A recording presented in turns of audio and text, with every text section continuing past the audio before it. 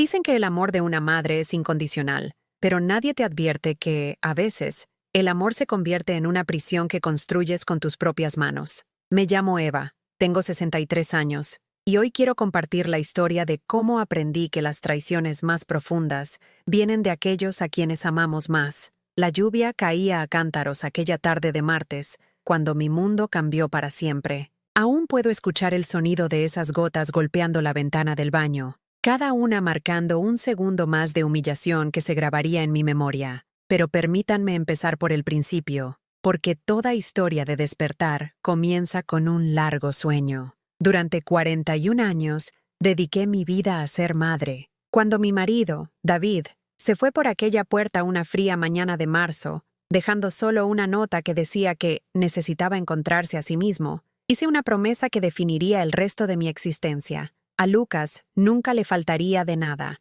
nunca se sentiría abandonado, nunca dudaría de su valía. Yo tenía 22 años entonces, lo suficientemente joven para creer que el amor podía conquistarlo todo, lo suficientemente ingenua para pensar que el sacrificio siempre era noble. Renuncié a mi carrera de enfermería cuando me faltaban solo 6 meses para graduarme. La beca por la que tanto luché, los sueños que había alimentado desde que era una niña jugando con estetoscopios de juguete, todo pasó a ser secundario a las necesidades de mi hijo. Los hijos necesitan a su madre, me decía mientras doblaba turnos en una cafetería de barrio para pagar su ropa, el material escolar, sus fiestas de cumpleaños donde me aseguraba de que siempre fuera el niño más feliz de la sala. Los hijos necesitan estabilidad, me susurraba mientras cosía parches a mi propia ropa desgastada para poder comprarle a él prendas nuevas. Cada sacrificio se sentía como una inversión en el amor. Cada noche sin dormir cuando estaba enfermo,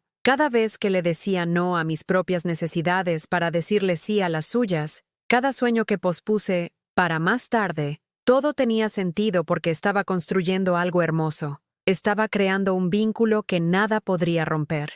Lucas creció hasta convertirse en todo lo que yo había esperado. Inteligente, encantador, exitoso. Se hizo arquitecto, se casó con una chica encantadora llamada Sara, compró un chalet en las afueras que me llenaba de orgullo cada vez que lo visitaba. Mira lo que ha conseguido mi chico, les decía a los vecinos. El pecho se me henchía con esa satisfacción que solo da la sensación del deber cumplido. Pero en algún momento del camino, sin que me diera cuenta, la dinámica empezó a cambiar. El niño que solía correr hacia mí con las rodillas raspadas y los corazones rotos, empezó a ver mi presencia como un inconveniente. El joven que antes me llamaba todos los días, redujo gradualmente nuestras conversaciones a comprobaciones apresuradas. El arquitecto de éxito que había construido su vida sobre la base de mis sacrificios, empezó a verme como una reliquia de un pasado que preferiría olvidar. Empezó de forma sutil, como siempre empiezan estas cosas. Llamadas que iban directamente al buzón de voz, visitas que se acortaban por emergencias de trabajo, conversaciones en las que parecía distraído, siempre revisando su móvil, siempre en otro lugar incluso cuando su cuerpo estaba sentado frente a mí. «¿Mamá? No entiendes la presión que tengo», me decía cuando intentaba expresar lo sola que me sentía. Las cosas son diferentes ahora. No puedo dejarlo todo como antes. Me convencí de que esto era normal. Los hijos crecen, construyen sus propias vidas, ya no necesitan a sus madres de la misma manera. Es el orden natural de las cosas, ¿no? Pero en lo profundo de mi corazón, una pequeña voz susurraba que algo iba mal, que el niño que una vez prometió que siempre me cuidaría, lentamente, metódicamente, me estaba borrando de su vida. La operación de cadera ocurrió un jueves de noviembre. Un procedimiento sencillo, me aseguró el médico, pero a los 63 años, lo sencillo tarda más en curarse.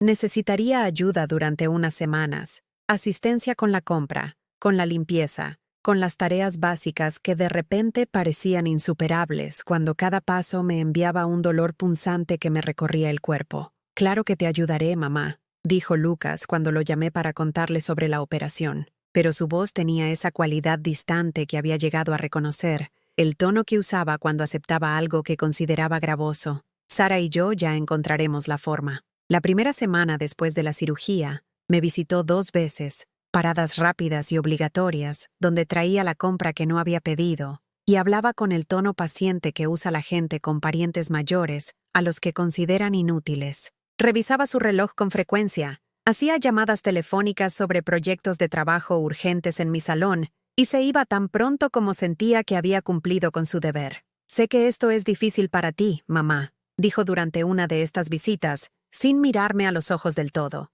«Pero tienes que entender que ahora tengo responsabilidades. Una carrera, una esposa, una hipoteca. No puedo poner mi vida en pausa indefinidamente. Indefinidamente. Como si cuidar de la mujer que lo había criado sola fuera una especie de carga interminable en lugar de una necesidad temporal. Como si las 4 décadas que pasé poniendo mi vida en pausa por él hubieran caducado, como una garantía que ya no era válida. Si disfrutan de historias emotivas como esta, por favor suscríbanse a nuestro canal. Estamos intentando alcanzar los 1000 suscriptores y eso ayuda mucho a nuestro trabajo. Y comenten para decirnos desde qué ciudad nos están viendo. Para la segunda semana, sus visitas se volvieron aún más esporádicas. En su lugar, enviaba a Sara, la dulce Sara que se sentía claramente incómoda con el arreglo, pero era demasiado educada para rechazar la petición de su marido. Traía comidas, se sentaba conmigo unos minutos manteniendo una conversación incómoda y se iba con un alivio visible.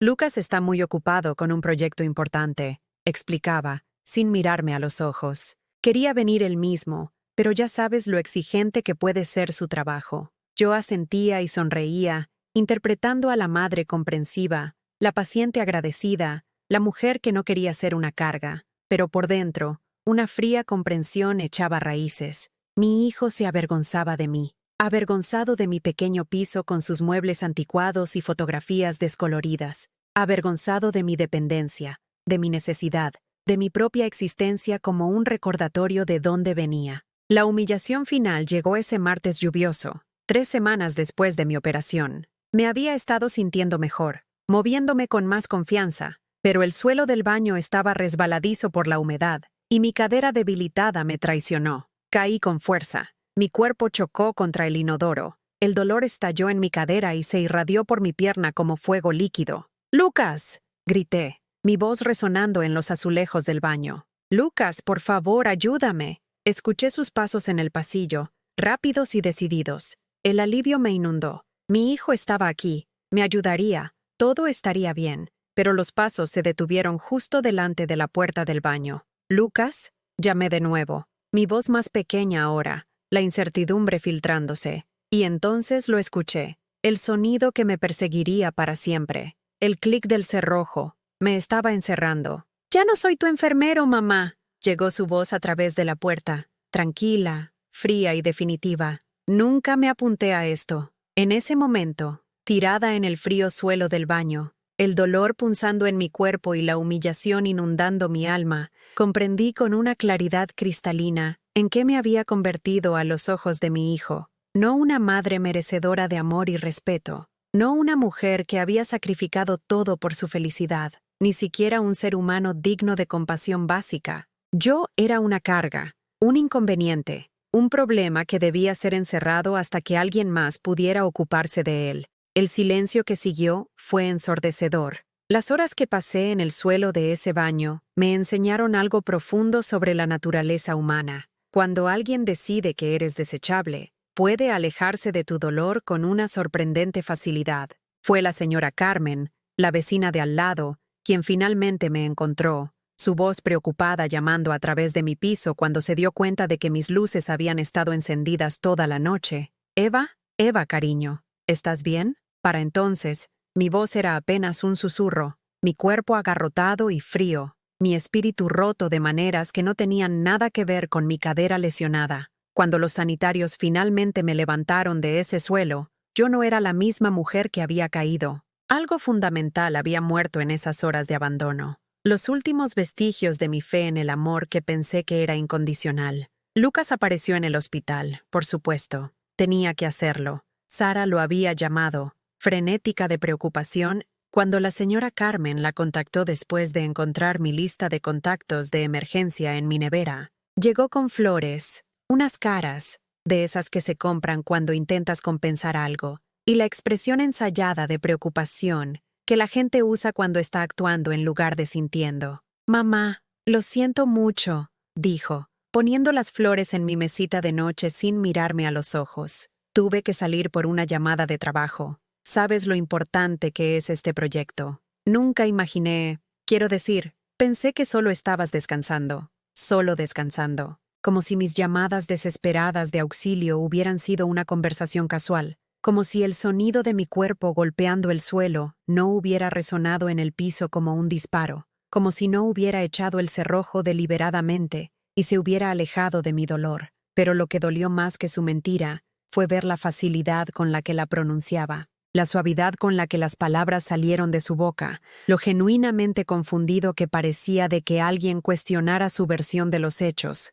Se había convencido de que su abandono había sido razonable, justificado, incluso inevitable. Estas cosas pasan con la gente mayor, le explicó a la enfermera, como si yo no estuviera allí tumbada escuchando cada palabra. Ha estado teniendo algunos problemas de equilibrio desde la operación. Hemos estado intentando ayudar, pero ya sabes lo independientes que pueden ser las personas mayores. No siempre piden ayuda cuando la necesitan. Personas mayores independientes. Gente mayor.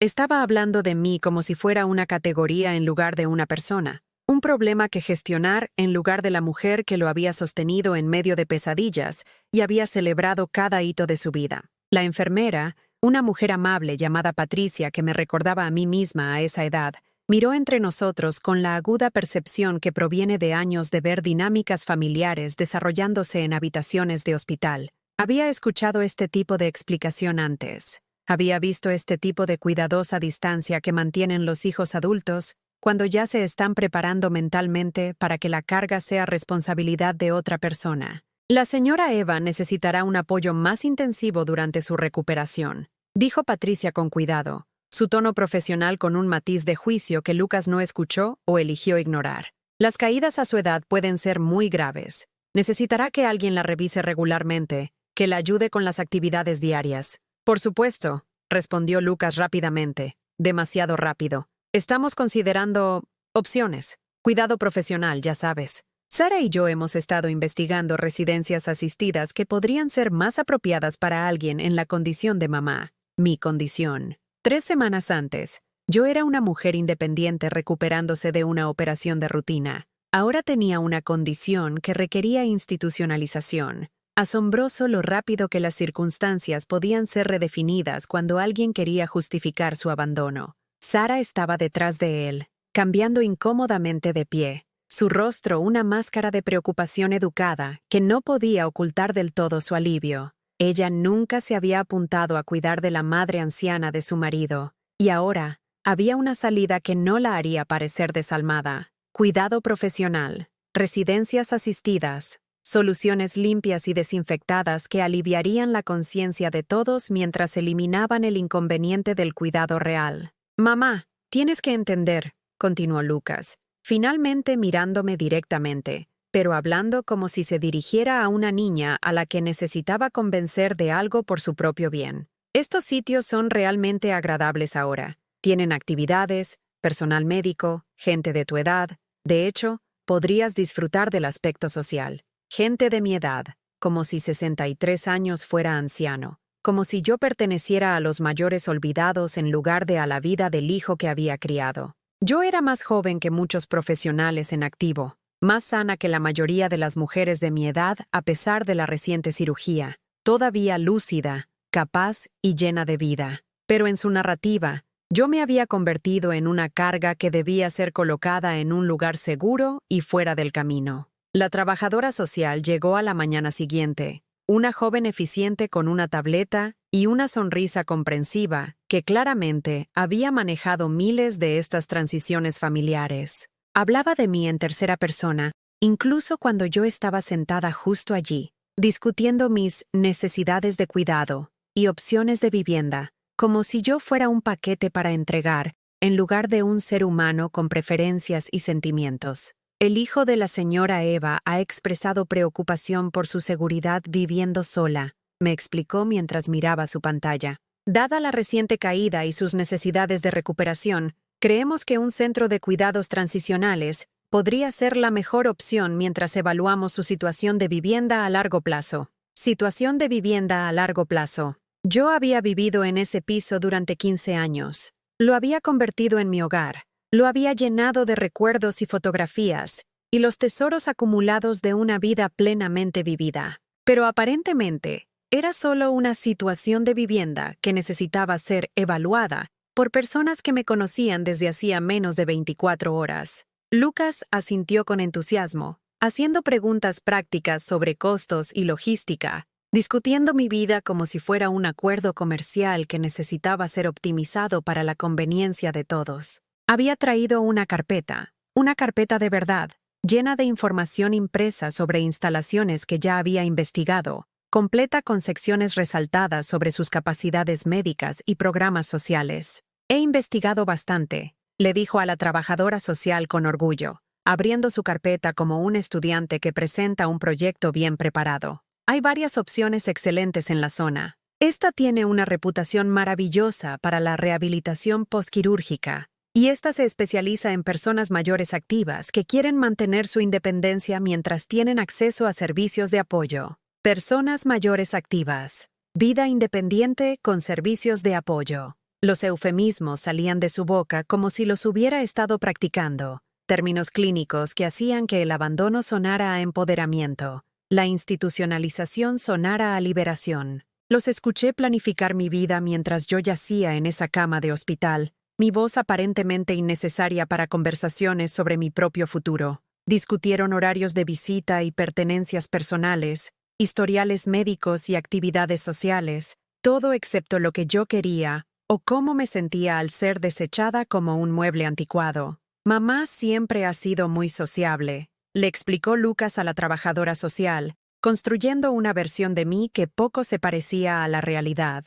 Creo que realmente prosperará en un ambiente con más interacción. Vivir sola ha sido aislante para ella, especialmente desde que papá falleció. Papá no falleció. Papá se fue cuando Lucas tenía 3 años. Desapareció en una nueva vida que no incluía a su incómoda familia. Pero aparentemente, en la historia revisada de Lucas, yo era una viuda en lugar de una esposa abandonada, una mujer sola por tragedia en lugar de por elección. Era una narrativa más aceptable, una que no requería que él reconociera los sacrificios que yo había hecho o la fuerza que había demostrado al criarlo sola. Incluso Sara asintió con esta ficción, añadiendo sus propias observaciones sobre lo difícil que debía ser para mí mantener un piso tan grande, lo preocupados que habían estado por mí viviendo sola, lo aliviados que se sentirían al saber que estaba en un lugar con la supervisión adecuada. Supervisión. Como si yo fuera una niña en la que no se podía confiar para tomar sus propias decisiones, en lugar de la mujer que había tomado todas las decisiones importantes en la vida de Lucas, hasta que tuvo edad suficiente para tomar las suyas. La reunión de alta se programó para el jueves por la mañana. Todos los interesados estarían presentes. Lucas, Sara, la trabajadora social, un representante del Centro de Cuidados Transicionales, que había sido seleccionado como la opción más apropiada para mis necesidades. Yo sería trasladada directamente del hospital a mi nuevo hogar temporal, donde podría concentrarme en la recuperación sin el estrés de la vida independiente. La noche antes de la reunión, me quedé despierta mirando las baldosas del techo, escuchando los sonidos del hospital a mi alrededor, monitores que pitaban, enfermeras caminando por los pasillos, otros pacientes lidiando con sus propias crisis y transiciones. En algún lugar del edificio, las familias se reunían alrededor de las camas, tomándose de las manos, haciendo promesas de amarse y apoyarse mutuamente a pesar de lo que viniera. Pero en mi habitación solo había silencio. El silencio de un hijo que había dejado de verme como una persona digna de ser consultada sobre su propia vida. El silencio de una nuera que nunca me había aceptado del todo como familia. El silencio de una mujer que había pasado 41 años creyendo que el amor era suficiente para garantizar la lealtad. Cerré los ojos e intenté recordar la última vez que Lucas me había abrazado sin que se sintiera obligatorio. La última vez que me había llamado solo para escuchar mi voz. La última vez que me había mirado y había visto a su madre en lugar de un problema que resolver. Pero esos recuerdos se sentían como si pertenecieran a la vida de otra persona. Alguien que había sido lo suficientemente ingenua como para creer que el sacrificio creaba lazos inquebrantables, en lugar de simplemente permitir que las personas que amas dieran por sentada tu devoción. Mañana, me trasladarían a un lugar donde estaría segura, supervisada y cuidada adecuadamente por extraños, a quienes se les pagaba por sonreír y mostrar preocupación. Mañana, me convertiría oficialmente en responsabilidad de otra persona, liberando a mi hijo para que viviera su vida sin el inconveniente de una madre envejecida, que aparentemente había sobrevivido a su utilidad. Mañana, la transformación se completaría. Dejaría de ser Eva, la mujer que había construido una vida a través del amor y la determinación, y me convertiría simplemente en otra residente mayor en una residencia diseñada para almacenar a los no deseados. Pero esta noche, en la oscuridad de esa habitación de hospital, algo más estaba comenzando a agitarse, algo que se sentía menos como resignación y más como reconocimiento, algo que susurraba que tal vez, solo tal vez, este no era el final de mi historia, quizás era el principio. La residencia Los Girasoles olía a desinfectante industrial mezclado con verduras demasiado cocidas y la tristeza particular que se acumula en lugares donde la gente va a esperar la muerte. Mi habitación era limpia y funcional. Una cama de hospital, una pequeña cómoda, una silla junto a la ventana que daba a un patio donde nadie parecía sentarse a pesar de los bancos cuidadosamente colocados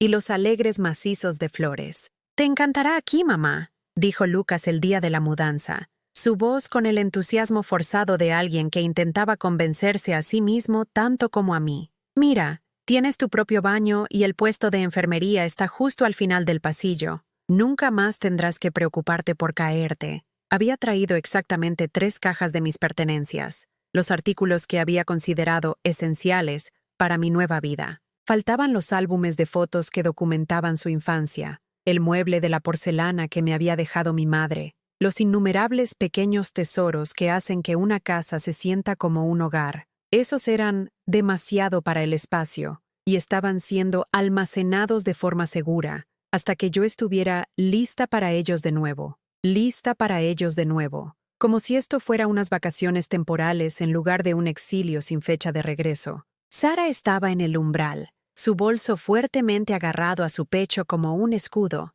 calculando ya lo rápido que podrían completar esta transacción y volver a sus vidas reales. Había traído flores, unos claveles baratos del supermercado, y los había colocado en mi alféizar con la cuidadosa atención de quien cumple una obligación. «El personal parece muy agradable», comentó, mirando alrededor de la habitación estéril con obvia incomodidad. «Y dijeron que las comidas se sirven en el comedor. Conocerás a otros residentes. Será como tener compañeras de piso de nuevo. Compañeras de piso. Como si yo fuera una universitaria comenzando una aventura en lugar de una mujer siendo almacenada contra su voluntad».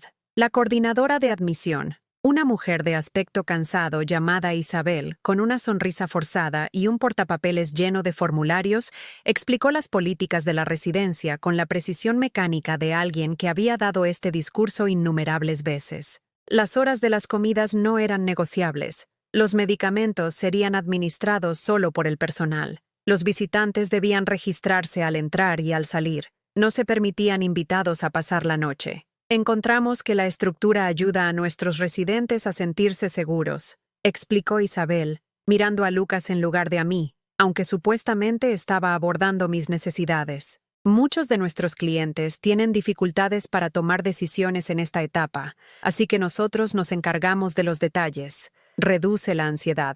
Esta etapa. Como si el envejecimiento fuera una enfermedad que te robaba la competencia básica en lugar de simplemente la acumulación de años y experiencia. «¿Qué pasa si quiero salir?», pregunté, las primeras palabras que había dicho desde que llegué. «¿A la biblioteca? ¿De compras o simplemente a dar un paseo?». La sonrisa de Isabel se volvió más forzada. «Bueno, señora Eva, tenemos salidas supervisadas planificadas durante toda la semana. Los miércoles tenemos un viaje de compras al centro comercial y los viernes visitamos el centro social para actividades comunitarias. Por supuesto, cualquier actividad externa debe ser autorizada por nuestros coordinadores de cuidados por razones de seguridad. Salidas supervisadas. Autorizadas por coordinadores. Había pasado de ser una mujer independiente a una niña que necesitaba permiso para salir del edificio. Lucas asintió con aprobación. Eso suena perfecto. Mamá siempre ha sido impulsiva con lo de querer ir a sitios. De esta manera, tendrá estructura y supervisión. Impulsiva. Durante 41 años, yo había sido la persona más responsable en su vida, la que planeó, ahorró y se sacrificó para asegurar que sus necesidades fueran satisfechas. Pero, aparentemente, querer la libertad básica me hacía impulsiva ahora. Las primeras semanas en los girasoles fueron una educación sobre la invisibilidad. Durante las comidas, intenté unirme a las conversaciones con otros residentes, pero me encontré hablando con personas que ya habían sido entrenadas para aceptar sus circunstancias disminuidas. Discutían las visitas de sus hijos con la desesperada gratitud de la gente que entendía que tenían suerte de recibir cualquier atención en absoluto. «Mi hija viene todos los domingos después de la iglesia», decía la señora Luisa, su voz brillante con la alegría forzada de alguien que intentaba convencerse de que las visitas de deber una vez a la semana constituían amor.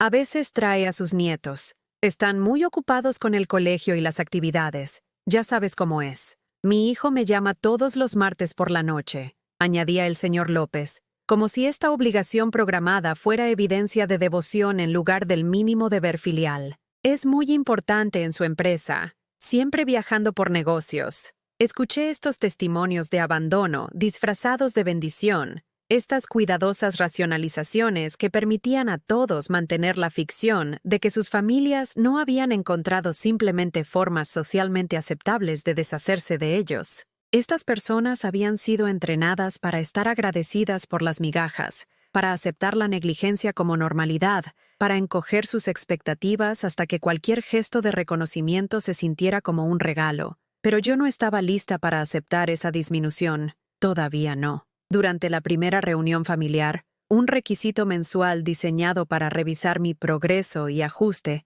intenté afirmar algo de control sobre mi propia vida. Lucas llegó con Sara y una carpeta de notas, preparado para discutir mi situación como si fuera un problema de negocios que requería optimización. ¿Cómo se ha estado adaptando mamá?, le preguntó a Isabel, como si yo no estuviera sentada justo allí en la mesa. La señora Eva todavía se está ajustando a nuestra rutina, respondió Isabel diplomáticamente. Ha expresado cierta resistencia a nuestro horario de comidas y a nuestros protocolos de medicación. Es normal que los residentes necesiten tiempo para apreciar los beneficios del cuidado estructurado. Resistencia. Apreciación. El lenguaje fue elegido cuidadosamente para enmarcar mi deseo de autonomía, como un defecto de carácter que necesitaba ser gestionado en lugar de una respuesta humana razonable al control institucional. No estoy resistente, dije, mi voz más aguda de lo que había pretendido. Soy capaz de decidir cuándo quiero comer y qué medicamentos necesito. No estoy senil. No tengo demencia. Estoy aquí porque me caí una vez, no porque haya perdido la cabeza. El silencio que siguió fue incómodo, del tipo que ocurre cuando alguien dice algo verdadero pero inconveniente. Lucas se removió en su silla. Sara estudió sus manos, e Isabel hizo una nota en su portapapeles omnipresente. «Mamá», dijo Lucas finalmente, su tono paternalista de la manera que me hacía apretar los dientes. «Nadie está diciendo que hayas perdido la cabeza, pero tienes que admitir que gestionar todo por tu cuenta se estaba volviendo difícil. La caída demostró que necesitas más apoyo del que estabas recibiendo. La caída». Hablaba de ella como si fuera una prueba de mi declive general en lugar del resultado directo de su abandono, como si simplemente me hubiera vuelto demasiado frágil para funcionar, en lugar de haber sido dejada indefensa en el suelo de un baño, mientras él se alejaba de mis gritos de auxilio. «La caída ocurrió porque me encerraste en ese baño», dije en voz baja, mirando su rostro con atención en busca de cualquier señal de reconocimiento o remordimiento. Su expresión no cambió. «Mamá, ya hemos pasado por esto. Tuve que atender una llamada importante. Pensé que solo estabas descansando. A veces tu memoria no es tan clara como crees». Mi memoria. Ahora se cuestionaba mi recuerdo de los acontecimientos, mi percepción de la realidad descartada como los desvaríos confusos de una mujer mayor cuya mente no se podía confiar. Así funcionaba la luz de gas, no a través de confrontaciones dramáticas, sino a través de pequeñas y persistentes sugerencias de que tu propia experiencia no era fiable. Sara asintió con apoyo. El estrés de vivir sola puede afectar a la memoria, añadió, su voz suave pero firme. Es muy común en personas mayores que han experimentado un trauma como las caídas. Personas mayores que han experimentado un trauma habían logrado transformar mi abandono en mi trauma, mi memoria clara en confusión relacionada con la edad, mi ira justificada en evidencia de deterioro cognitivo. Isabel tomó más notas. Vemos esto frecuentemente con los nuevos residentes. La transición puede ser confusa, y a veces la gente recuerda mal los eventos de periodos estresantes. Señora Eva, ¿podría ayudar a centrarse en avanzar en lugar de volver a litigar incidentes pasados? Volver a litigar, como si buscar el reconocimiento de lo que realmente había sucedido fuera algún tipo de acción legal frívola, en lugar de una necesidad humana básica de verdad y rendición de cuentas. La reunión continuó con discusiones sobre mi horario de medicación, mi cumplimiento con las comidas, mi actitud hacia las sugerencias del personal. Todo sobre mi existencia diaria fue analizado y evaluado, pero nunca con el objetivo de entender lo que yo quería o necesitaba. La suposición era que yo ya no era capaz de tomar decisiones razonables sobre mi propia vida. Cuando terminaron de discutir mi caso, Lucas se levantó con el aire satisfecho de alguien que había completado una tarea necesaria pero desagradable. Todo esto suena muy positivo. Me alegra que mamá esté recibiendo el cuidado que necesita. El cuidado que necesitaba. No el cuidado que quería, no la vida que elegí, sino el cuidado que hacía que todos los demás se sintieran cómodos con sus decisiones sobre mi futuro. Mientras se preparaban para irse, hice un último intento de acercarme al hijo que había criado, al niño que una vez prometió que siempre me amaría. Lucas, ¿podrías quedarte unos minutos más? Quizás podríamos dar un paseo por el patio, solo nosotros dos. Consultó su reloj, uno caro que nunca había visto antes. Probablemente una compra reciente posible por no tener que mantener a su incómoda madre. Me gustaría, mamá, pero Sara y yo tenemos planes para cenar. Quizás la semana que viene. Quizás la semana que viene. La promesa de alguien que estaba ganando tiempo que no tenía intención de pasar. Después de que se fueran, me senté junto a mi ventana mirando a otras familias en el aparcamiento. Hijos visitando a padres mayores, trayendo nietos para interacciones breves y debidas antes de volver a meter a todos en los coches y marcharse a sus vidas reales. Pensé en todas las cenas de domingo que había cocinado para Lucas cuando estaba construyendo su carrera, todas las veces que había cuidado a los hijos de sus amigos para que él pudiera hacer contactos en eventos profesionales, todas las formas en que había apoyado sus ambiciones, incluso cuando significaba sacrificar mis propias necesidades. Pero aparentemente, esa inversión había sido un préstamo en lugar de un regalo, y ahora el prestatario se había declarado en quiebra en lugar de pagar lo que debía. La mujer en el espejo esa noche parecía mayor de 63 años, desgastada por algo más que la cirugía de cadera y la comida institucional. Parecía alguien que había pasado su vida creyendo en la reciprocidad solo para descubrir que el amor, para algunas personas, era una transacción unidireccional. Pero todavía había algo en sus ojos que se negaba a ser extinguido, algo que recordaba quién había sido antes de convertirse en un problema que gestionar, algo que estaba empezando a preguntarse qué pasaría si dejaba de ser tan conveniente de desechar. 3 meses después de mi estancia en Los Girasoles, dejé de contar los días. El tiempo se convirtió en un concepto sin sentido cuando cada 24 horas se veían idénticas. Desayuno a las 7:30. Medicamentos a las 9, actividades supervisadas a las 11, almuerzo a mediodía, periodo de descanso a las 2, cena a las 5, luces apagadas a las 9. Mi vida se había reducido a un horario diseñado por personas que nunca preguntaron cómo quería que fueran mis días. La peor parte no era la comida institucional o el personal condescendiente, o incluso la forma en que mi libertad había sido racionada en incrementos supervisados de 15 minutos. La peor parte era verme desaparecer pieza por pieza, como una fotografía dejada demasiado tiempo al sol, hasta que no quedaba más que el contorno más débil de lo que una vez estuvo allí. Las visitas de Lucas se volvieron cada vez más esporádicas. Lo que comenzó como obligaciones semanales se convirtió en revisiones quincenales, luego llamadas de deber mensuales, luego apariciones estacionales programadas para coincidir con las fiestas, cuando su ausencia sería demasiado obvia para ignorarla. Cada visita se hacía más corta y más superficial, hasta que me sentí como una casilla en una lista de tareas pendientes que necesitaba ser marcada antes de que pudiera pasar a asuntos más importantes. ¿Cómo te sientes, mamá?, preguntaría, ya buscando su abrigo antes de que pudiera responder, sus ojos escaneando la habitación en busca de algo que pudiera requerir su atención para poder abordarlo rápidamente e irse con la conciencia tranquila. Estoy bien, aprendí a decir, porque cualquier otra respuesta provocaría una conversación con el personal sobre ajustar mis medicamentos o aumentar mi nivel de cuidado. Todo está bien. Bien. La palabra se convirtió en mi escudo contra un mundo que había decidido que mis sentimientos reales eran síntomas que debían gestionarse en lugar de experiencias que debían reconocerse. Pero nada estaba bien. Me estaba asfixiando en una vida que se sentía prestada de otra persona, siguiendo los movimientos de la existencia mientras mi verdadero yo se marchitaba como una planta mantenida viva con luz artificial. Me había convertido en lo que la residencia quería que me convirtiera. Una paciente dócil que no causaba problemas y requería una intervención mínima. Los otros residentes habían aceptado su disminución con una gracia que encontré admirable y aterradora. Habían aprendido a encontrar alegría en las pequeñas cosas. Una llamada telefónica de un nieto, una comida decente en el comedor, una visita de un voluntario que les leía libros que no habían elegido. Habían hecho las paces con ser gestionados en lugar de vivir, supervisados en lugar de libres.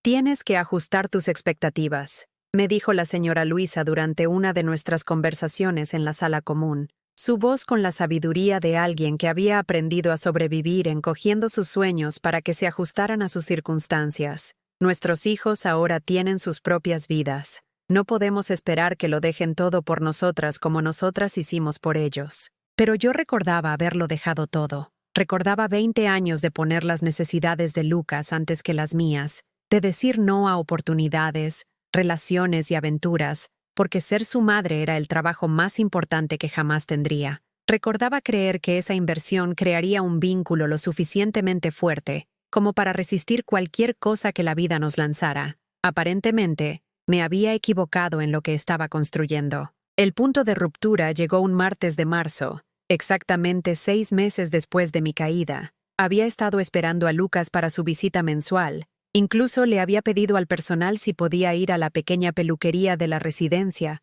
para verme presentable para mi hijo. Me había puesto el jersey azul que él siempre había dicho que resaltaba mis ojos, el que había estado guardando para ocasiones especiales que parecían cada vez más raras. Pero en lugar de Lucas, recibí una llamada de Sara. «Hola, Eva», dijo, su voz con ese tono particular que la gente usa cuando está a punto de dar noticias que saben que serán decepcionantes. «Llamo porque Lucas se ha quedado atrapado con una emergencia de trabajo. Finalmente no podrá venir hoy». Una emergencia de trabajo. Un martes por la tarde. Más probable es que simplemente se hubiera olvidado de nuestra visita programada hasta el último minuto y hubiera decidido que lo que fuera que tuviera planeado era más importante que ver a su madre. «¿Podrá reprogramar?», pregunté, odiando lo desesperada que sonaba. ¿Cuánto necesitaba creer que esta visita le importaba a él? Ni siquiera una fracción de lo que me importaba a mí. «Va a intentarlo», respondió Sara, pero su tono sugería que ambas sabíamos que esto era una ficción educada. «Las cosas han estado muy locas en la oficina últimamente. Este nuevo proyecto tiene a todos trabajando horas extras. El nuevo proyecto. Siempre había un nuevo proyecto, una nueva crisis, una nueva razón por la que las obligaciones profesionales de Lucas tenían prioridad sobre cualquier compromiso personal. Yo lo había criado para ser ambicioso y exitoso, y ahora esa ambición era la excusa que usaba para justificar el descuido de la mujer que había hecho posibles sus logros. Después de colgar el teléfono, me senté en mi habitación mirando mi reflejo en el pequeño espejo sobre mi cómoda. El jersey azul que se suponía que debía resaltar mis ojos solo enfatizaba lo desvanecida que me había vuelto, cuánto de mi vitalidad se había agotado por meses de vida institucional. Parecía lo que me había convertido. Una anciana olvidada esperando visitas que quizás nunca llegarían. Esa noche, tomé una decisión que me aterrorizó por su finalidad. Saqué un trozo de papel con el membrete de la residencia. y comencé a escribir lo que pensé que podría ser mi última carta a mi hijo. Querido Lucas, escribí, mi letra más temblorosa de lo que recordaba. Quiero que sepas que lo entiendo. Entiendo que me he convertido en una carga que nunca pediste, una responsabilidad que interfiere con la vida que has construido para ti. Entiendo que visitarme se siente como una obligación en lugar de una alegría, que cuidarme se ha convertido en una tarea en lugar de una expresión de amor. Dejé de escribir y miré las palabras que había puesto en el papel. Se sentían verdaderas de una manera que me hacía doler el pecho, reconocimientos de realidades que había estado intentando negar durante meses. Ya no quiero ser tu carga, continué. No quiero que te sientas culpable por perseguir tu felicidad. Ya has hecho suficiente. Me has proporcionado una vivienda segura y atención médica, y eso es más de lo que muchos hijos hacen por sus padres mayores. Te libero de cualquier obligación futura hacia mí. Las palabras se sintieron como pequeñas muertes mientras las escribía. Cada frase un reconocimiento de que la relación que más había atesorado en mi vida se había convertido en algo que ninguno de los dos quería mantener. Por favor, no te sientas culpable por esto, añadí. Has estado a la altura de tus responsabilidades. Has sido un buen hijo en todos los sentidos que importan oficialmente. Espero que me recuerdes cómo era cuando eras joven, cuando amarte era la cosa más fácil y natural del mundo. Firmé la carta con manos temblorosas y la sellé en un sobre que dirigí a su casa en lugar de a su oficina. Esto no era correspondencia profesional. Esta era la conversación final entre una madre y un hijo, llevada a cabo de la única manera que parecía segura ahora, a través de palabras en papel en lugar de una honestidad cara a cara que podría crear el tipo de escena que nos avergonzaría a ambos. Pero mientras sostenía ese sobre, sucedió algo inesperado. En lugar del alivio que esperaba sentir después de liberarlo de su carga, sentí una oleada de rabia tan pura y feroz que me sorprendió con su intensidad. ¿Por qué debería ponérselo fácil? ¿Por qué debería absolverlo de la culpa por abandonar a la mujer que había sacrificado todo por su bienestar? ¿Por qué debería fingir que su negligencia era aceptable solo porque venía envuelta en el lenguaje de la obligación profesional y la responsabilidad adulta? Había pasado 6 meses aprendiendo a encogerme para adaptarme a las zonas de confort de otras personas, aceptando la disminución porque era más fácil que luchar por la dignidad que merecía. Me había permitido ser gestionada, medicada y programada hasta la sumisión, porque la resistencia parecía inútil y agotadora. Pero sentada en esa habitación estéril, sosteniendo una carta que le otorgaría a mi hijo permiso para olvidarme por completo, me di cuenta de que tenía una elección que me había estado negando a reconocer. Podría desaparecer en silencio, agradecida, como todos esperaban que los inconvenientes mayores se desvanecieran cuando expiraba su utilidad. Podría convertirme en otra residente olvidada que no causaba problemas, no hacía demandas y aceptaba cualquier migaja de atención que se le presentara. O podría recordar quién había sido antes de convertirme en un problema que resolver. Podría recordar a la mujer que había construido una vida a través de la determinación y el sacrificio, que había enfrentado el abandono antes y había sobrevivido, que nunca había aprendido a aceptar la derrota como permanente o final. Rompí la carta. Los trozos cayeron al suelo como nieve, como confeti, como los restos de una rendición que ya no estaba dispuesta a hacer. Cada fragmento roto representaba una elección diferente, no aceptación, sino resistencia. No gratitud por el cuidado mínimo, sino la expectativa del respeto ganado. No desaparición silenciosa, sino presencia ruidosa, inconveniente e inquebrantable. No estaba lista para ponérselo fácil a nadie, ni a Lucas, que había aprendido a dar por sentado mi amor, ni a Sara, que nunca me había visto como algo más que una obligación heredada, ni al personal de la residencia que prefería pacientes dóciles a seres humanos con necesidades y deseos legítimos, y especialmente no a mí misma. Durante 41 años, me había definido a través de mi relación con mi hijo, midiendo mi valía por lo bien que servía sus necesidades y apoyaba sus sueños. Pero tal vez era hora de recordar que yo había existido antes de que él naciera, que había tenido esperanzas, ambiciones, y una fuerza que me pertenecían solo a mí. Tal vez era hora de dejar de esperar permiso para importar. Tal vez era hora de recordarles a todos, incluyéndome a mí misma, que Eva todavía no había terminado. La mujer en el espejo esa noche se veía diferente de alguna manera, menos desvanecida y más enfocada. Había algo en sus ojos que había estado ausente durante meses, algo que parecía casi determinación, algo que susurraba que todavía me quedaba lucha, y que finalmente estaba lista para usarla. La mañana después de que rompí esa carta, me desperté diferente, no visiblemente. Para el personal que se movía por los girasoles, yo era la misma señora Eva dócil que tomaba sus medicamentos a tiempo y asistía a sus actividades obligatorias sin quejarse. Pero por dentro, algo fundamental había cambiado. Había dejado de interpretar el papel de paciente agradecida y había comenzado a observar de verdad el mundo que me rodeaba. Durante meses, había estado caminando dormida por mis días, aceptando cada indignidad como inevitable, cada pérdida de autonomía como razonable. Pero ahora observaba todo con la aguda atención de alguien que recopilaba información. Estudié las rutinas del personal, memoricé los cambios de turno, escuché conversaciones que se suponía que no debía escuchar. El conocimiento, me di cuenta, era el primer paso hacia la recuperación del poder. Me enteré de que Isabel,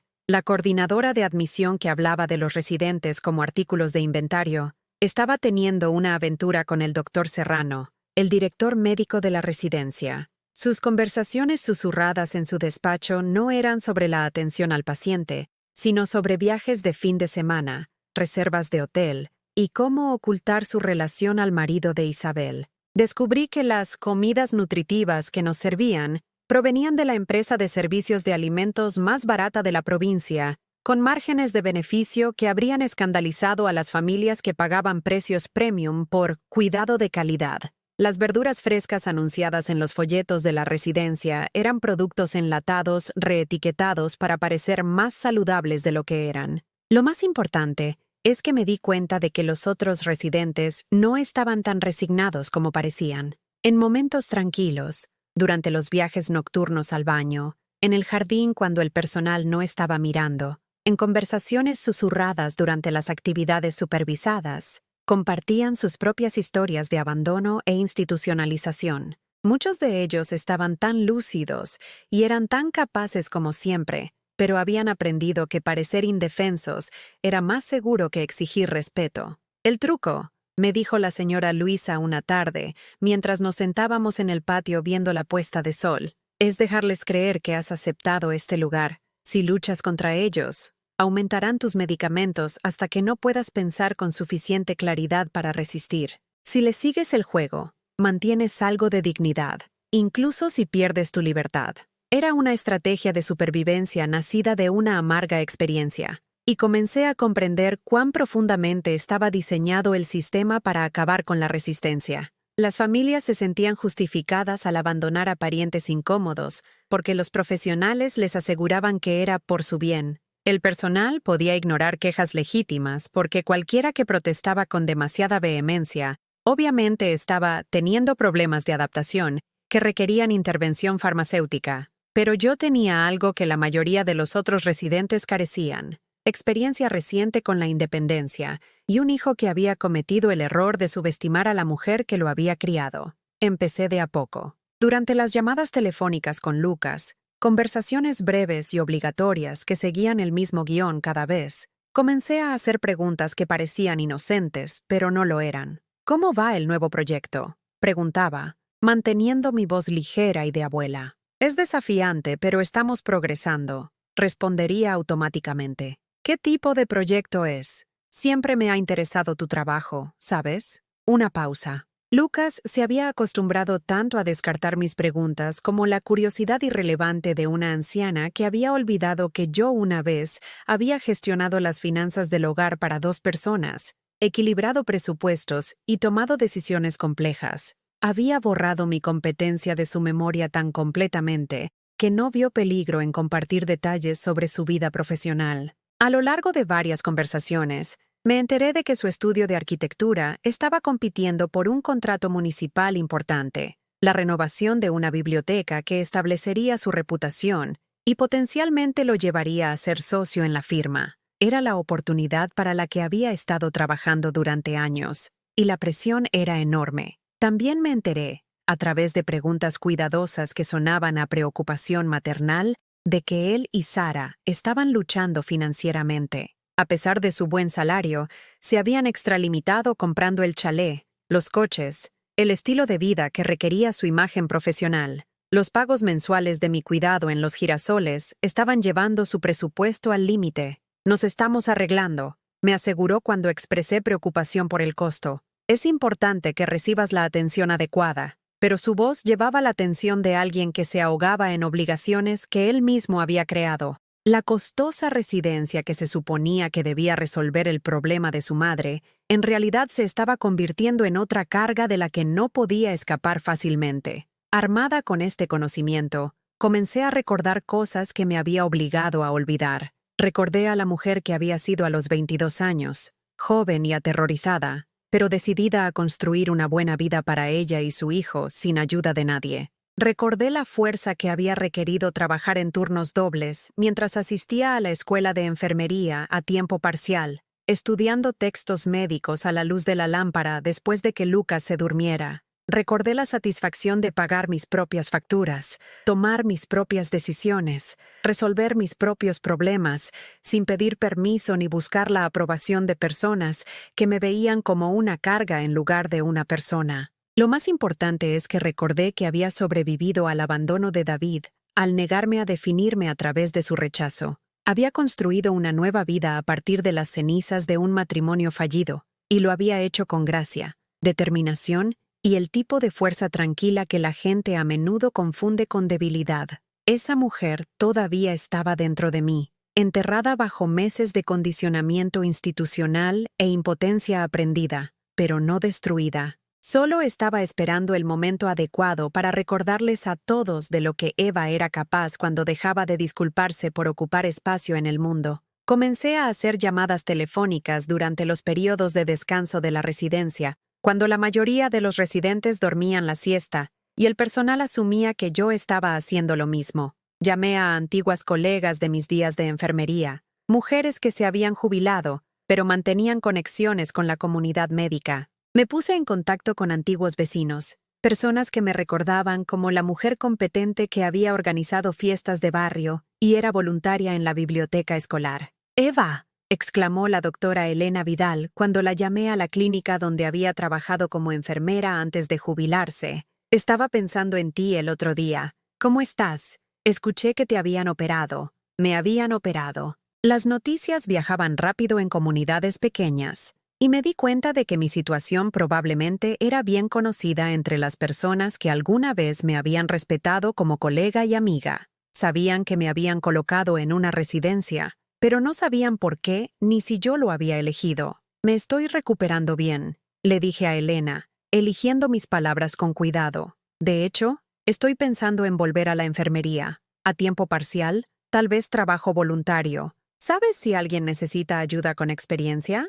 La pausa que siguió me dijo todo lo que necesitaba saber sobre cómo se percibía mi situación en la comunidad profesional. Las personas que una vez valoraron mis habilidades y juicio, ahora me veían como una mujer cuya familia había decidido que necesitaba atención institucional. En sus mentes, eso cambiaba todo sobre mi competencia y capacidades. «Bueno», dijo Elena con cuidado, «podría haber algunas oportunidades de voluntariado en el centro de mayores. Nada demasiado exigente, por supuesto. Solo tareas ligeras. Socializar con los clientes. Ese tipo de cosas. Tareas ligeras. Socializar con los clientes. Como si mis 40 años de formación y experiencia médica hubieran sido borrados por unos meses en una residencia de cuidados. Como si me hubiera convertido en una de las personas que necesitaba ayuda en lugar de alguien capaz de proporcionarla. Pero esa conversación me enseñó algo valioso. Mi reputación profesional estaba dañada, pero no destruida.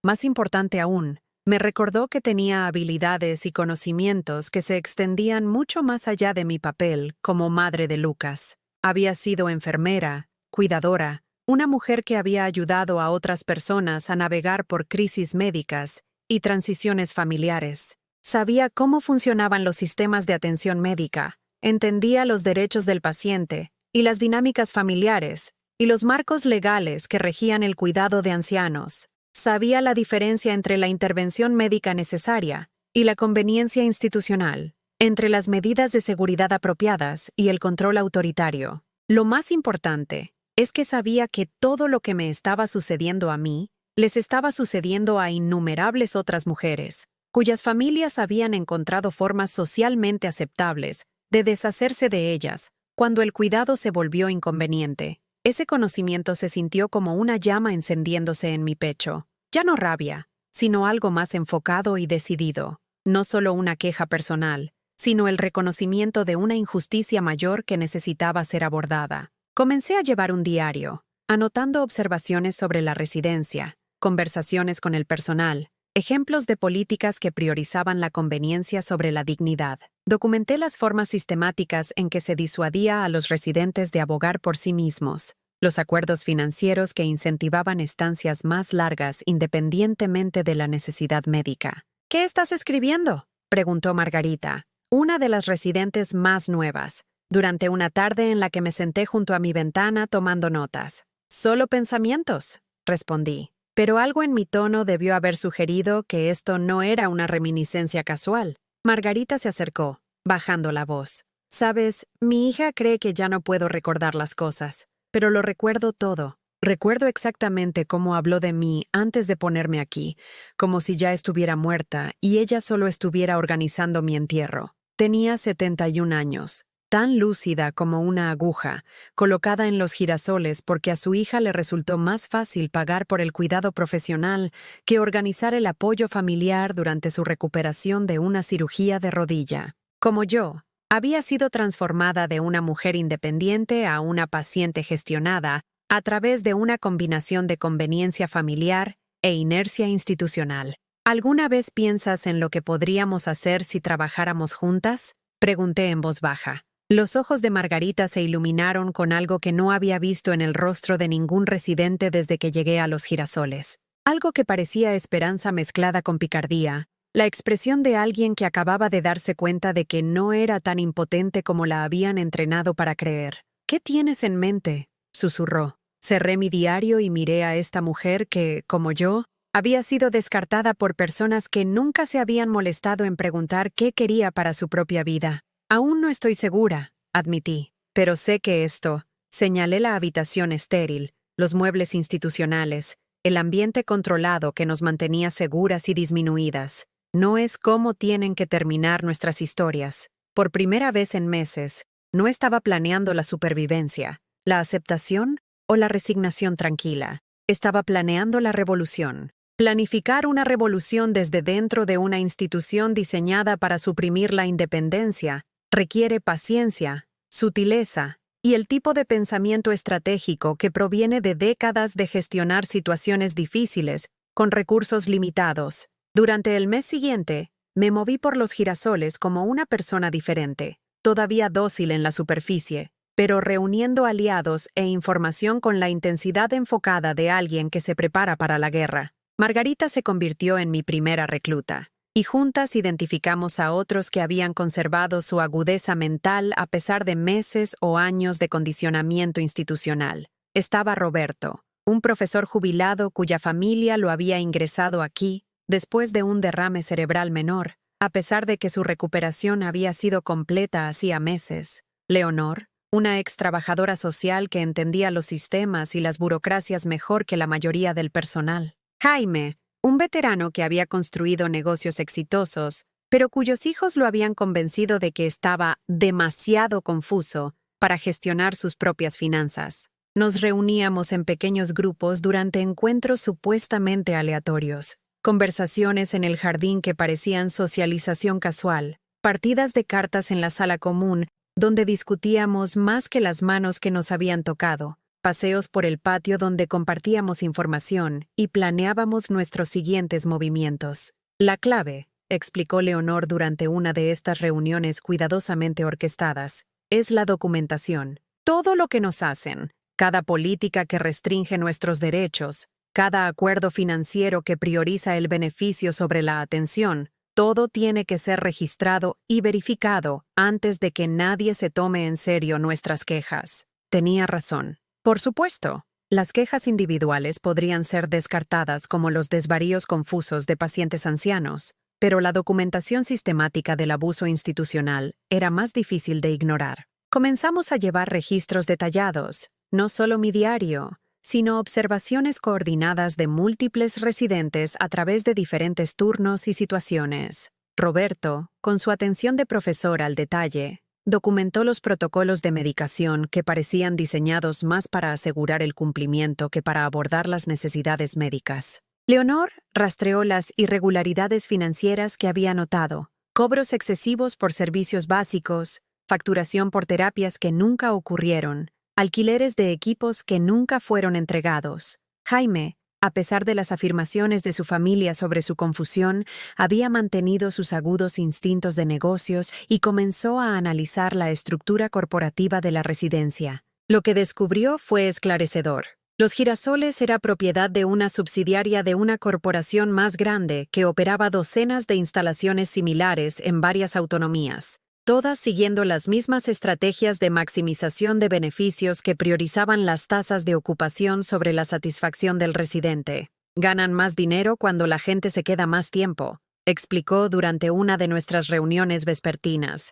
Cuanto más tiempo estemos aquí, más pueden facturar al seguro y a las familias. No tienen ningún incentivo para ayudarnos a recuperar la independencia o volver a nuestros propios hogares. Mientras tanto, continué mis cuidadosas conversaciones con Lucas, cada llamada telefónica una oportunidad para recopilar más información sobre su situación, mientras plantaba semillas que crecerían hasta convertirse en la confrontación que estaba planeando. «Pareces cansado», le dije durante una de nuestras llamadas programadas, manteniendo mi voz llena de preocupación maternal. «¿Estás durmiendo lo suficiente?» «La fecha límite del proyecto se adelantó», respondió, y pude escuchar el estrés en su voz, incluso a través de su intento de sonar en control. «Estamos trabajando 16 horas al día, y si no conseguimos ese contrato», no terminó la frase, pero no necesitaba que lo hiciera. Había aprendido lo suficiente sobre su situación financiera para entender que su carrera estaba en la cuerda floja,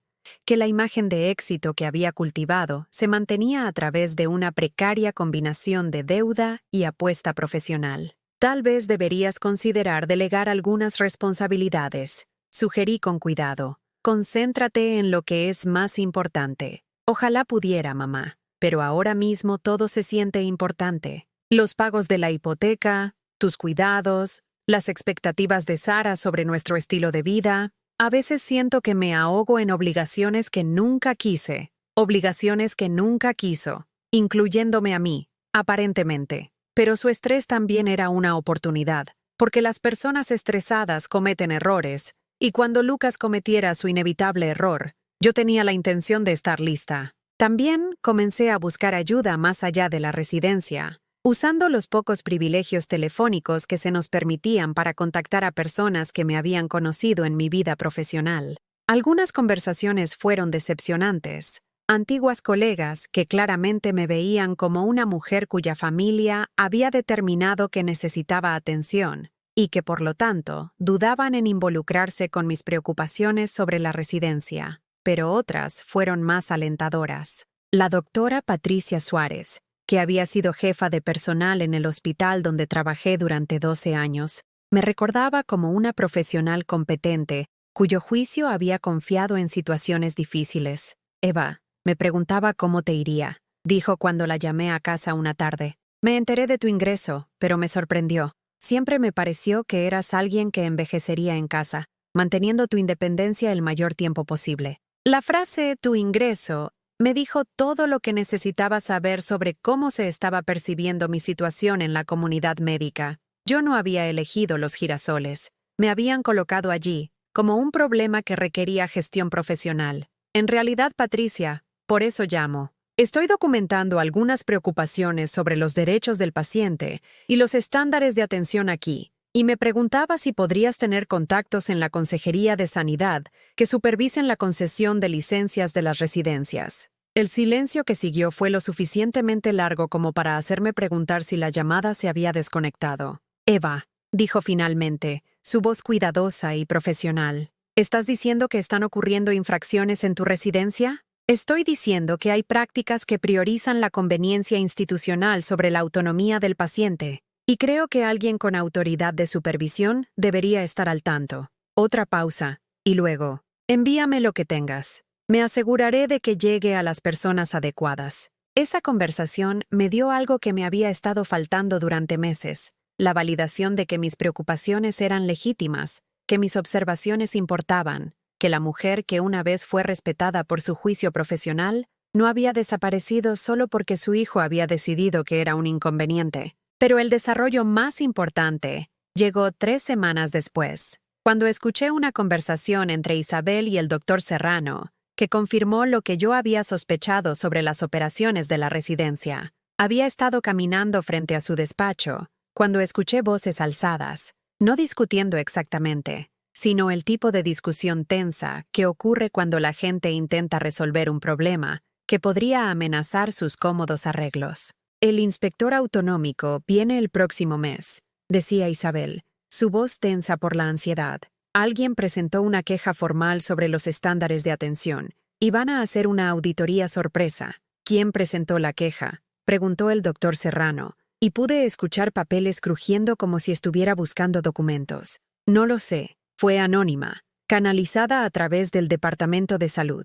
Pero quienquiera que fuera tenía información detallada sobre nuestras operaciones, protocolos de medicación, ratios de personal, acuerdos financieros. Esto no fue un familiar con una queja vaga, fue alguien que entiende cómo funcionan estos lugares. Mi corazón comenzó a latir más rápido. Alguien ya había presentado una queja, alguien con suficiente conocimiento para hacerla creíble y lo suficientemente específica como para desencadenar una investigación. Podría haber sido Patricia, dando seguimiento a nuestra conversación, o podría haber sido otra persona que había notado los mismos problemas que yo había documentado. De cualquier manera, el momento era perfecto para lo que yo había estado planeando. Tenemos que asegurarnos de que toda nuestra documentación esté en orden, continuó el doctor Serrano, y tal vez revisar algunas de nuestras políticas más flexibles hasta después de la inspección. Políticas flexibles. Me pregunté si eso incluía los protocolos de medicación que mantenían sedados a los residentes difíciles,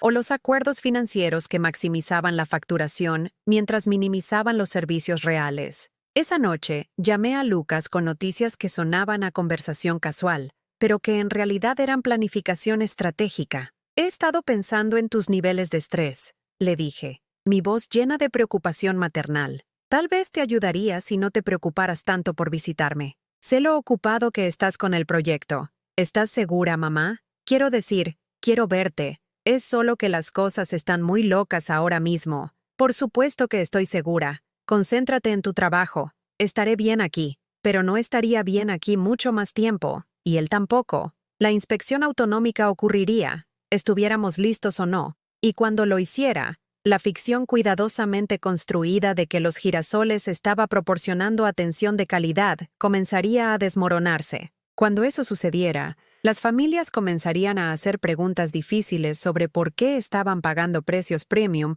por atención deficiente. Los hijos que habían colocado a madres incómodas en residencias caras se encontrarían de repente enfrentando no solo presión financiera, sino una posible responsabilidad legal por la negligencia sistemática que habían permitido. Pasé la siguiente semana haciendo los preparativos finales, organizando mi documentación, coordinando con mis compañeros residentes y preparándome para la conversación que había estado planeando desde la noche en que rompí esa carta de rendición. La mujer en el espejo ahora se veía diferente a como se había visto hacía 6 meses. No más vieja o más frágil, sino más aguda de alguna manera, más enfocada. Había algo en sus ojos que no había estado allí desde antes de la caída, algo que parecía propósito, algo que parecía una mujer que había recordado de lo que era capaz cuando dejó de pedir permiso para importar. Lucas vendría pronto para su visita mensual, trayendo sus expresiones ensayadas de preocupación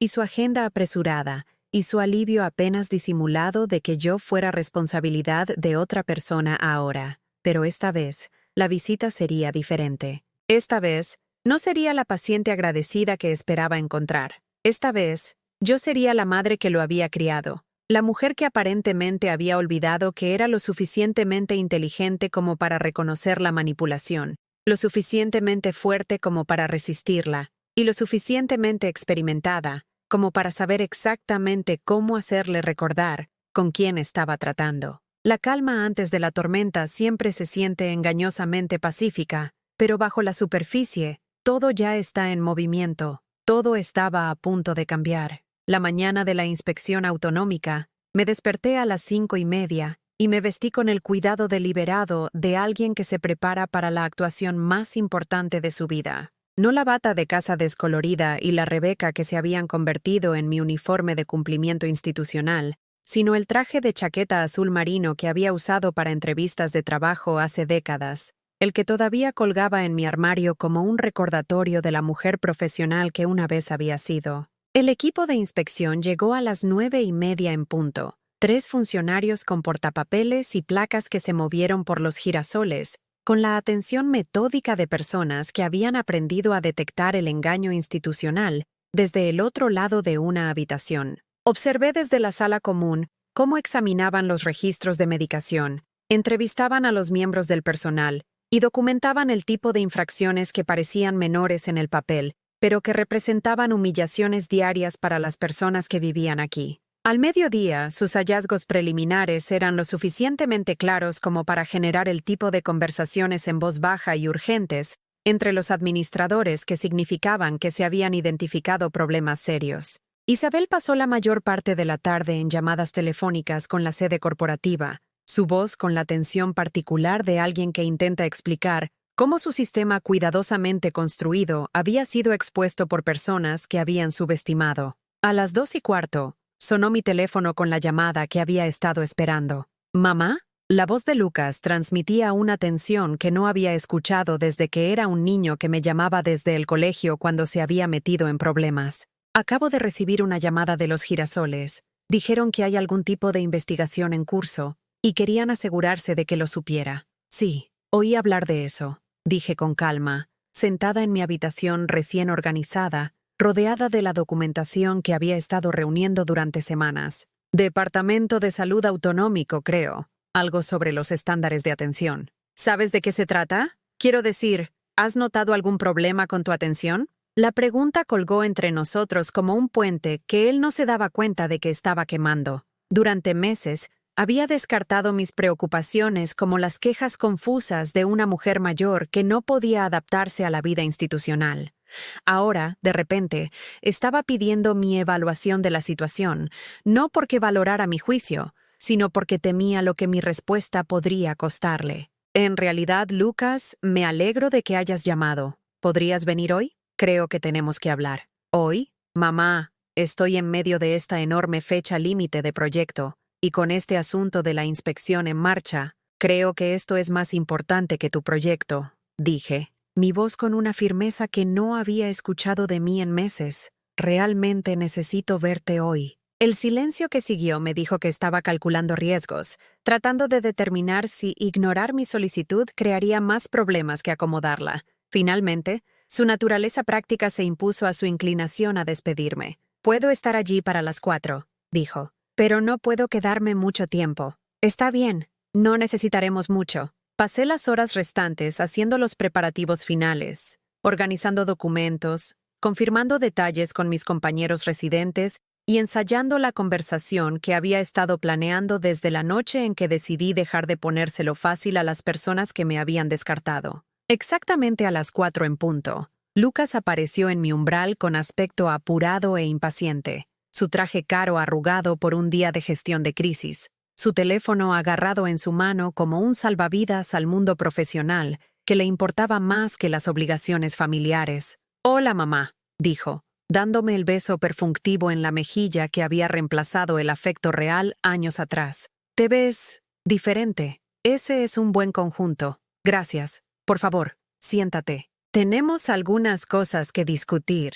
Permaneció de pie, su lenguaje corporal transmitiendo su afán por completar esta visita y volver a asuntos más importantes. ¿Se trata de la inspección? Porque quiero que sepas que si hay problemas reales aquí, te encontraremos otra residencia. El dinero no es el problema. El dinero no era el problema. De un hombre que me había hablado repetidamente de su estrés financiero, cuyos pagos de la residencia estaban llevando su presupuesto al límite, que había elegido los girasoles no por su calidad, sino por su voluntad de aceptar la cobertura del seguro, con una contribución familiar mínima. Siéntate, Lucas, repetí, mi voz con el tono autoritario que había usado cuando era un niño que necesitaba escuchar con atención información importante. Algo en mi comportamiento debe haber penetrado su distracción, porque finalmente se dejó caer en la silla frente a mi cama, aunque mantuvo su teléfono visible y listo para interrupciones urgentes.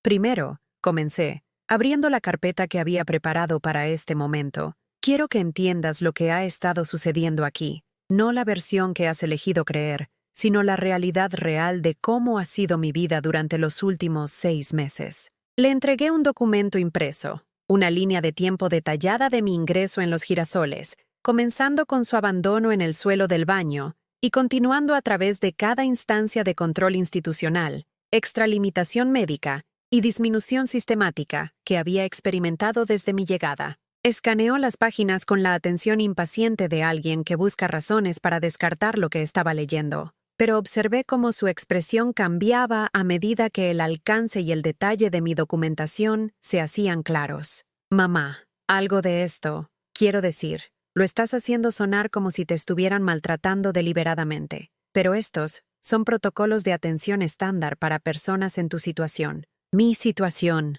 interrumpí, mi voz lo suficientemente aguda como para cortar sus racionalizaciones defensivas. Hablemos de mi situación, Lucas. Hablemos de cómo terminé aquí. Le entregué otro documento, una línea de tiempo médica que comenzó con mi operación de cadera y detallaba cada aspecto de mi recuperación, incluidas las notas del médico que indicaban claramente que yo había estado lista para la vida independiente a las 3 semanas del procedimiento. Según mi médico, podría haber vuelto a casa con un apoyo mínimo después del primer mes, ayuda a domicilio, tal vez algo de ayuda con la compra y la limpieza hasta que estuviera completamente móvil. En cambio, he estado institucionalizada durante 6 meses, porque era más conveniente para ti pagar a otra persona para que gestionara a tu incómoda madre que organizar el cuidado familiar. Eso no es. Mamá, lo discutimos. Te caíste, te lesionaste, necesitabas atención profesional.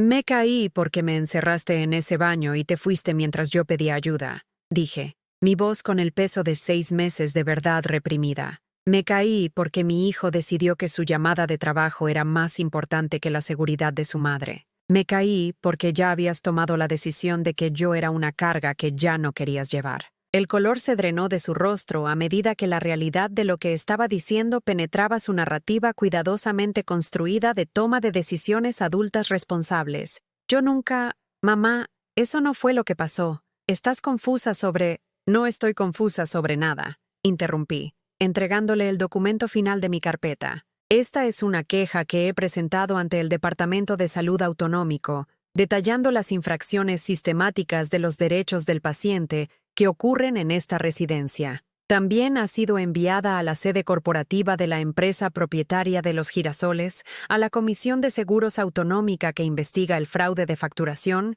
y al equipo de investigación periodística del periódico local. Se quedó mirando el documento como si estuviera escrito en un idioma extranjero, su mente aparentemente incapaz de procesar que su madre dócil y manejable se había convertido en alguien capaz de emprender una acción organizada contra el sistema que había utilizado para deshacerse de ella. ¿Presentaste una queja? Mamá, ¿por qué harías? Quiero decir, si estabas teniendo problemas, deberías habérmelo dicho. Intenté decírtelo, Lucas. Durante meses, intenté explicar lo que estaba sucediendo aquí, cómo mi autonomía estaba siendo sistemáticamente despojada, cómo me estaban medicando hasta la sumisión y gestionando como un problema en lugar de tratarme como una persona. Pero no querías escucharlo, porque reconocer mis preocupaciones habría significado reconocer que tu solución no estaba funcionando. Me levanté de mi silla y por primera vez en nuestra conversación lo estaba mirando de arriba abajo,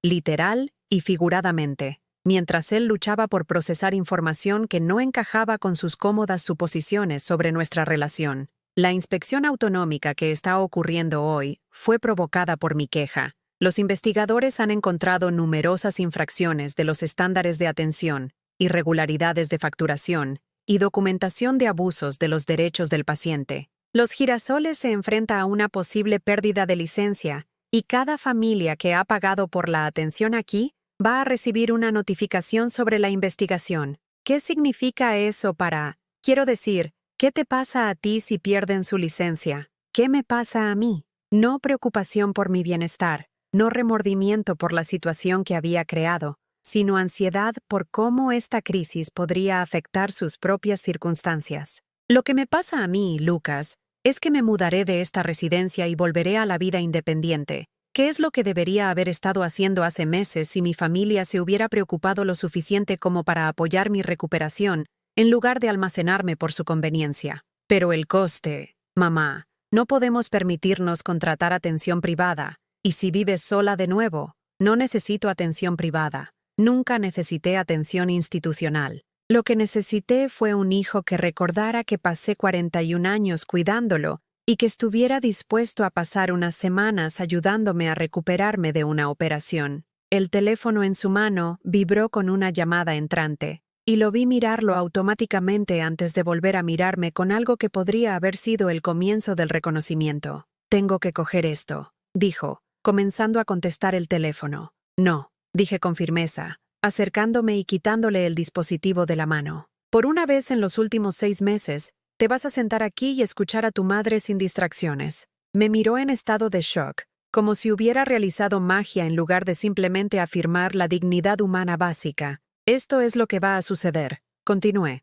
mi voz con la autoridad de alguien que había redescubierto su poder y tenía la intención de usarlo. «Me vas a ayudar a empacar mis pertenencias y me vas a llevar de vuelta a mi piso. Te vas a disculpar sinceramente por abandonarme cuando necesitaba apoyo. Y vas a pasar un tiempo pensando en qué clase de hombre abandona a la mujer que sacrificó todo para criarlo. Mamá, no puedo simplemente. Hay procedimientos para el alta. ¿Y mi situación laboral? Tu situación laboral está a punto de volverse mucho más complicada», dije con calma, porque cuando el periódico local publique su historia sobre los girasoles, van a incluir entrevistas con familias que colocaron a parientes aquí, y cuando te entrevisten, tendrás que explicar por qué institucionalizaste a una mujer que no necesitaba atención institucional. Las implicaciones lo golpearon como golpes físicos. Su reputación profesional, sus perspectivas de carrera, su imagen cuidadosamente cultivada de éxito, todo podría ser destruido por la revelación de que había abandonado a su madre por conveniencia y luego había mentido sobre las circunstancias para justificar sus acciones. «No lo harías», dijo, pero su voz carecía de convicción. «Sí lo haré», respondí, «porque ya no soy tu madre cómoda y manejable. Soy Eva, y he terminado de facilitar las elecciones de otras personas cuando han hecho mi vida imposible. Por primera vez en meses, mi hijo me estaba mirando y viendo a alguien que necesitaba tomar en serio, alguien que aún no había terminado. 3 semanas después, estaba de pie en la cocina de mi propio piso, haciéndome café en mi propia taza mientras la luz del sol se filtraba por las ventanas que podía abrir cuando quisiera. El peso familiar de mis llaves de casa en mi bolsillo se sintió como un pequeño milagro, algo tan simple, la capacidad de cerrar y abrir tu propia puerta. Pero había aprendido a no dar ninguna libertad por sentada.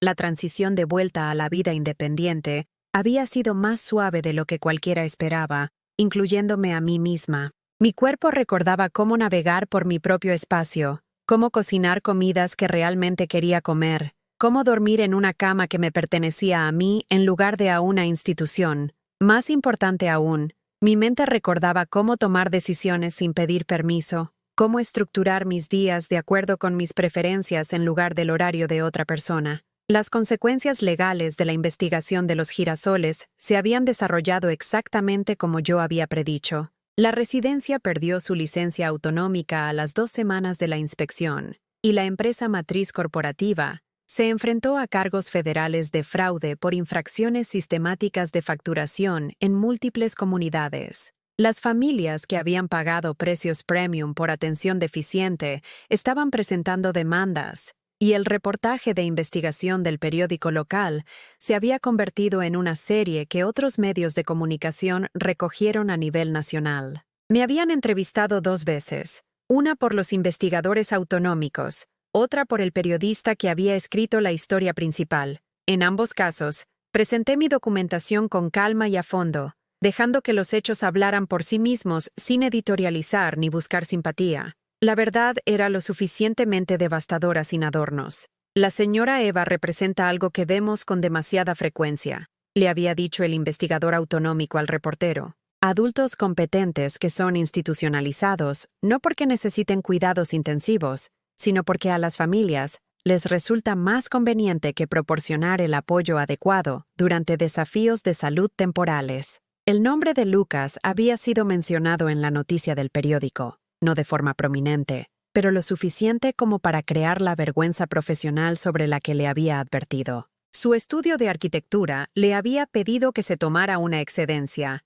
mientras evaluaban si sus problemas de juicio se extendían a sus responsabilidades profesionales. El contrato municipal que había estado buscando había ido a un competidor, pero el cambio más significativo no fue en las consecuencias externas que enfrentó, sino en la relación entre nosotros, que había sido fundamentalmente alterada por su reconocimiento de que había subestimado a la mujer que lo había criado. Ahora venía a visitarme todos los sábados, no por obligación, sino por algo que parecía un deseo genuino de reconstruir lo que casi había destruido. Las conversaciones eran diferentes, más honestas, menos teatrales, llevadas a cabo entre dos adultos que finalmente habían reconocido algunas verdades difíciles sobre su dinámica familiar. «Sigo pensando en lo que dijiste», me comentó durante una de estas visitas, sentado en mi mesa de la cocina con las manos envueltas alrededor de una taza de café que le había hecho hace 20 años, sobre cómo me había convertido en alguien diferente de la persona que criaste.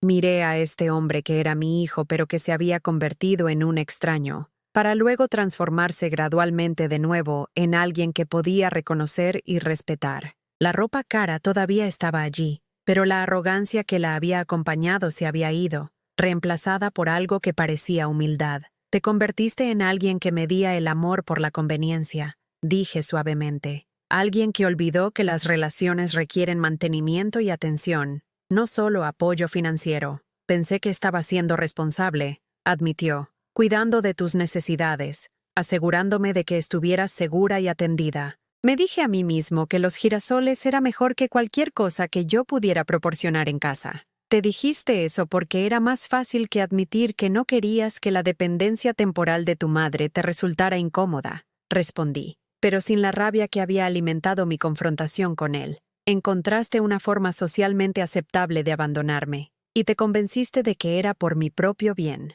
Se inmutó ante la palabra abandono, pero no discutió mi evaluación. ¿Cómo lo arreglo?, preguntó. ¿Cómo me convierto en la clase de hijo que merecías tener? Era la pregunta correcta, finalmente, y le había costado la casi destrucción de su vida hacerla. Empiezas por entender que el amor no es algo que puedas delegar a profesionales, le dije. Aprendes que cuidar de los miembros de la familia durante los momentos difíciles no es una carga. Es un privilegio que crea lazos lo suficientemente fuertes como para durar toda la vida. Sara lo había dejado 2 semanas después de que se publicara la noticia en el periódico, llevándose consigo su círculo social compartido y a la mayoría de sus amigos mutuos. Aparentemente, había decidido que estar casada con alguien asociado con el abuso de ancianos era incompatible con el estilo de vida que había imaginado para sí misma. Dijo que la había avergonzado, me dijo Lucas, su voz con el tono hueco de alguien que había perdido algo que pensaba que era permanente. Dijo que no podía confiar en mi juicio si era capaz de tratar a mi propia madre de esa manera. Sara tenía razón en eso, dije, rellenando su taza de café, pero tal vez perderla no fue del todo malo. Tal vez te dio la oportunidad de descubrir quién eres cuando no estás actuando para personas que te valoran por tu éxito en lugar de por tu carácter. Se había mudado de nuevo a un piso más pequeño, había vendido el coche caro, había comenzado terapia para abordar lo que llamó su problema de prioridades. El hombre sentado en mi mesa de la cocina parecía más joven de alguna manera, menos cargado por el peso de mantener una imagen que nunca le había encajado del todo de todos modos. Solía pensar que el éxito significaba no necesitar ayuda de nadie, dijo. Nunca ser dependiente, nunca ser vulnerable, nunca admitir que no podía manejarlo todo solo. Eso no es éxito, respondí. Eso es solo aislamiento disfrazado de independencia. Margarita, Roberto,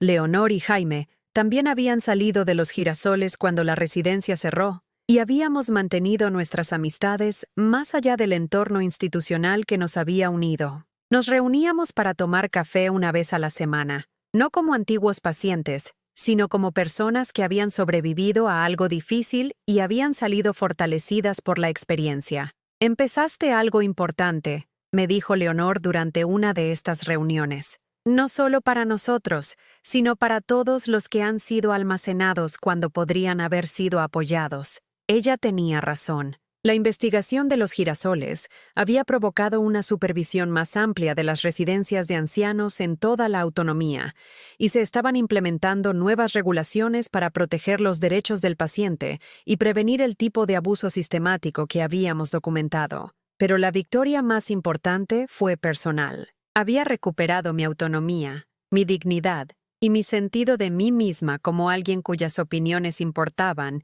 y cuya presencia en el mundo tenía valor más allá de lo que podía proporcionar a otras personas. La mujer en el espejo ahora parecía alguien que había sobrevivido a una batalla y había elegido ser generosa con su victoria. Había nuevas líneas alrededor de sus ojos, evidencia de meses de tensión y lucha, pero también había algo pacífico en su expresión. La satisfacción que proviene de saber que luchaste por ti misma cuando más importaba. En las noches tranquilas, cuando me sentaba en mi propio salón leyendo libros que había elegido de mis propios estantes, a veces pensaba en la carta que casi había escrito, el documento de rendición que habría liberado a Lucas de cualquier obligación de preocuparse por mi bienestar. Estaba agradecida de haberla roto, no porque lo hubiera necesitado para que me salvara, sino porque había necesitado salvarme a mí misma. El teléfono sonó un martes por la noche de junio, 6 meses después de que salí de los girasoles, llevando mis pertenencias en cajas que Lucas había cargado en su coche, con la cuidadosa atención de alguien que maneja carga preciosa. «¿Mamá?» Su voz transmitía emoción en lugar de la obligación de vida que había caracterizado nuestras conversaciones durante tanto tiempo. Conseguí un nuevo trabajo. Una firma más pequeña, mejor gente, proyectos que realmente importan. Y lo primero que dijeron fue que valoran a los empleados que entienden la importancia de las relaciones familiares. «Eso es maravilloso», dije. Y lo sentí. «Cuéntame sobre los proyectos». Mientras describía su nuevo trabajo diseñando viviendas asequibles para personas mayores que querían envejecer en sus comunidades, en lugar de en instituciones, escuché algo en su voz que había estado ausente durante años, pasión por el trabajo que servía a las personas, en lugar de solo avanzar en su carrera. «He estado pensando», dijo mientras nuestra conversación llegaba a su fin. «Tal vez te gustaría ver los diseños. Darme tu opinión como alguien que entiende lo que los adultos mayores realmente necesitan en sus espacios habitacionales». Era algo pequeño, pedir mi opinión profesional, reconocer que mis décadas de experiencia en atención médica podrían ser valiosas en su trabajo de arquitectura. Pero también lo era todo, el reconocimiento de que yo seguía siendo alguien cuyo conocimiento importaba, cuya perspectiva tenía valor, cuya colaboración él quería en lugar de simplemente tolerar. «Me gustaría mucho», le dije. Después de colgar, me senté en mi cocina mientras la luz de la tarde se desvanecía en la oscuridad, pensando en el viaje que me había llevado desde el suelo de ese baño hasta este momento de tranquila satisfacción. Había aprendido que la traición se puede sobrevivir, que la dignidad se puede recuperar, que nunca es demasiado tarde para recordarle a la gente de lo que eres capaz cuando dejan de subestimarte. Lo más importante es que había aprendido que el amor real, no se trata de facilitar las cosas a las personas que dan por sentada tu devoción. Se trata de pedirles cuentas cuando olvidan quién se supone que deben ser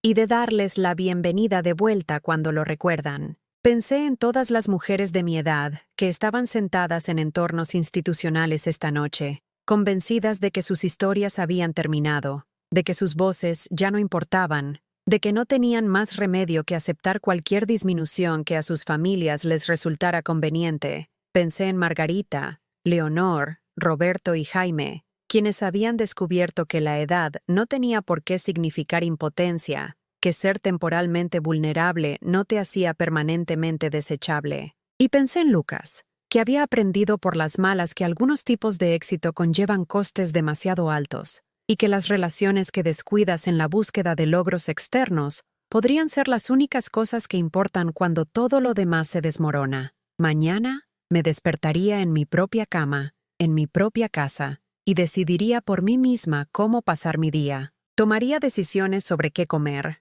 a dónde ir, a quién ver, libertades simples que se sentían preciosas porque había aprendido lo que significaba vivir sin ellas. Pero esta noche, simplemente estaba agradecida de ser Eva de nuevo, no la carga de alguien, no el problema de alguien, no la obligación de alguien que gestionar, solo una mujer que había luchado por sí misma y había ganado, y que le había enseñado a su hijo que el amor sin respeto no es realmente amor en absoluto. A veces, las victorias más importantes son las tranquilas, las batallas libradas por personas que el mundo ha descartado, los momentos en que alguien se niega a desaparecer solo porque a otros les resulta inconveniente su presencia. A veces la justicia llega tarde, pero cuando llega, vale la pena la espera. ¡Felicidades! Escriban 9 en los comentarios para que sepa que se quedaron conmigo hasta el final. Gracias por escuchar y hasta la historia de mañana en este mismo canal.